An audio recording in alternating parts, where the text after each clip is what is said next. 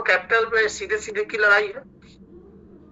जितना जैसा रिपोर्ट कर रहे हैं और जो हम लोग खुद झेले हैं, हमारे एक साथी मई दिवस के लिए गए थे, अपनी बात ही रखेंगे, पता लगाने के लिए, और उनको देखकर उनका पीछा किया गया और जिनकी गाड़ी थी उनको फोन करके कहा कि तुम्हारे गाड़ी पर कौन क्रिमिनल घूम रहा है, जबकि बेल दिए हुए।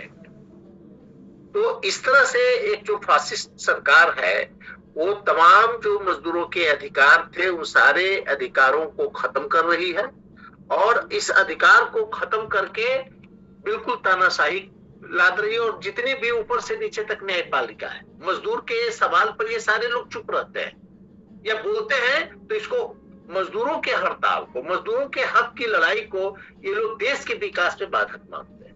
मसलन मजदूर जो है पेट में अपना ये बांध करके, गमछी बांध करके और ये लोग काम करें, तो कितना मजदूर विरोधी माहौल हो गया है।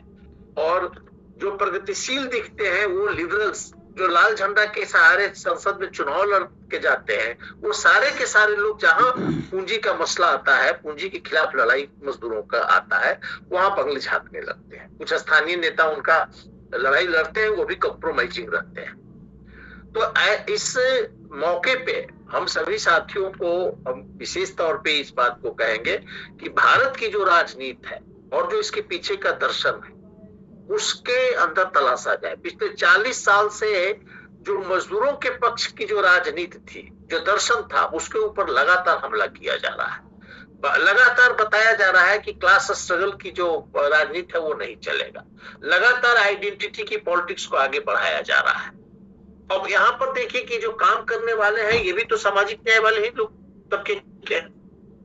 तो इनकी जो उत्पीड़न की बात है, वो चाहे आदिवासी हो या महिलाएं हो, बड़े पैमाने पर नीचे गारमेंट्स में महिलाएं वर्कर, कोई नहीं सुनने वाला है।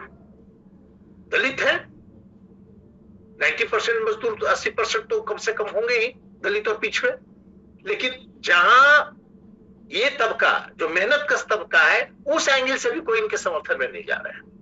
जब चुनाव की बात आएगी तब सामाजिक न्याय की बात आएगी, जब मजदूर के अधिकार और पूंजी के खिलाफ लड़ाई की बात आएगी तो सामाजिक न्याय के भाई जो सिद्धांत है और जो गीत है वो सब खत्म हो जाता है। तो खुल करके इस बात पर बहस करनी होगी विश्वविद्यालयों में, बुद्धिजीवियों के बीच में और पॉलिटिकल पार्टियों के चरित्र के बारे में। और यह आंदोलन एक तरह से इन सारे लोगों का दर्शन के स्तर पर, राजनीतिक अर्थशास्त्र के स्तर पर श्रम और पूंजी का जो कंट्राडिक्शन है इसको उजागर करके रख दिया है। तो हमें